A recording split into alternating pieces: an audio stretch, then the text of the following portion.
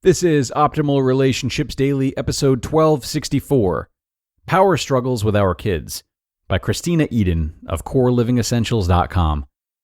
Hello, everybody, and welcome to ORD. It's our parenting leg of the week. I am your host and narrator, Greg Audino, answering your personal relationship questions, reading relationship-oriented articles for you, and sticking to parenting articles specifically on Thursdays and Fridays. In today's, we'll focus on how different parenting models will affect power struggles that parents may face with their children, as author Kristena offers a great answer for one of her own readers' questions on that subject. So let's dive right into this Q&A and optimize your life. Power Struggles with Our Kids, by Kristena of CoreLivingEssentials.com. Question: I am a mother of 3 children. The oldest is 10 and the youngest is 3. Our house is in constant turmoil. The 3-year-old throws tantrums, and the other 2 are constantly in a power struggle. They refuse to do what they're told. They do not respect my husband or me.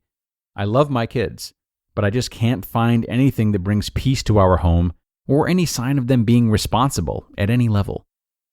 Answer: that is a question many of my clients ask. How to parent from love, not fear. How can I teach my children to make better choices? There are many different parenting styles. Each style brings with it a family culture. The real solution is our basic belief principles. To begin with, we need to know what our principles include. Take a few minutes to write them down. For example, love is a principle that would be good in every area of our life, not just parenting. What other principles do you want to instill in your children and incorporate in your own everyday living? Know your principles when you are making your plan for how you want to parent. Principles lead to behavior, and that leads to outcomes. There are 3 basic parenting behaviors. Which one are you? Which one should you be? Authoritarian. This is a very highly structured climate.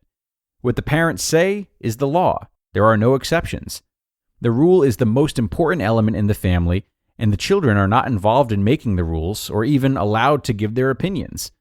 Children will learn to follow rules, yet it will be out of fear more than out of understanding the consequences. They may not even have any idea what a consequence is, other than what will happen if they break their parents' rules. Children may focus more on their anger than on learning how to make decisions and how to live in peace and harmony.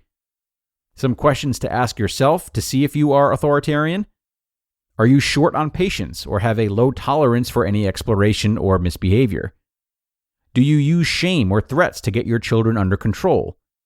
Are your rules the only thing that matter? Do you have little trust that your children can make good choices? Permissive. This is a more responsive climate, yet there can be total chaos. The children rule. They do what they want when they want. The parents give in to keep the peace, which only reinforces their children's inappropriate actions. These children tend to struggle in academics and in relationships because they have not learned how to live in a societal norm. They do not understand how their actions affect others around them. Some questions to ask yourself to see if you are permissive. Is your home life random? Is there little to no structure?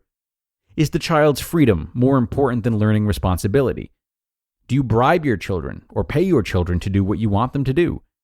Do you have no age-appropriate chores around the house? Do you seldom have consequences for misbehavior? Nurturing. This is a climate that involves a balance of structure and responsiveness. These parents trust their own authority that they can create a positive home environment. They have a basic trust that children are good and that they can learn what is needed to live an effective adult life. With this understanding, they can involve, age-appropriately, their children in making the rules and the consequences. The children learn responsibility one step at a time. These parents usually, at first, do things for them. As they grow and watch, we do things with them. Progress continues as we let them do it alone, yet if we are needed, we can be there. The last growth point is when they do it on their own. This one takes trust, yet a good feeling, because we have been with them up to this last step. These steps can be achieved by early teens. With this process, they can learn to be responsible at an early age. We have a tendency to choose one of these parenting styles according to our fear. If we fear we are not good enough and that we may be a bad parent, we tend to choose permissiveness. If we fear loss of our children or loss of control, we tend to choose authoritarian. To have a healthy environment in our homes, we need to find growth in ourselves as well as with our children. There is no better relationship than when we grow together. Choosing to use a more nurturing style puts a stop to the power struggle and allows all family members to contribute and give love. Parenting is like climbing a mountain. It takes one step at a time. It takes one principle at a time. It takes one day at a time. Yes, we do make mistakes, yet we can't give up. Once the top of the mountain is reached, we have a great view of what our children have and can still accomplish. The climb is worth it. Parenting is not about getting our children to do what we want. It's in helping another human to become the best they can become. You could say we are the guides on the mountain. We are not the pack mules. You just listened to the post titled Power Struggles with Our Kids by Kristena Eden of CoreLivingEssentials.com. ORD listeners, if you are here, then you're as excited as I am that mental health is more talked about and more cared for these days. And leading the charge is Noom Mood. As experts in behavior change, Noom has helped millions of people through their weight loss program, so you know they can help you tackle stress too. They've definitely helped me with that, as something I've been struggling with recently is a sort of existential anxiety paired with an existential grief, just putting so much energy towards how certain events, future and past, impact the wholeness of my life and my identity. But Noom Mood has helped me to get more comfortable with just letting things be what they are and preventing extra or unproductive thinking. And just like they've helped me, they'll help you to better understand your personal relationship with stress and anxious thoughts so you can take control, build resilience, and develop coping mechanisms that actually work. So start to worry less and feel happier by using Noom for just 10 minutes per day. Sign up for your trial at Noom.com/ORD. That's NOOM.com/ORD to start your trial today. And many thanks to Kristena for this one. Definitely a good outline of different parenting styles and the questions that we might want to ask of ourselves alongside them. Obviously, after hearing all this, it might be easy to feel a sense of self-shame should we identify ourselves as authoritarian or permissive parents. So with that being said, I'd like to finish by just reminding you to be kind to yourself, regardless of which type of parenting model you might feel you fall under, or perhaps more accurately, which parenting model is currently in season for you.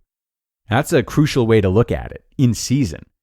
As with anything else, the version of ourselves we bring to parenting can be in flux due to a number of different variables. So I hope that's something that you can find patience and peace with. That's going to bring us to the end, though, everybody. I thank you, as always, for being here and listening all the way through. And please come on back tomorrow for more great parenting content. That's where your optimal life awaits.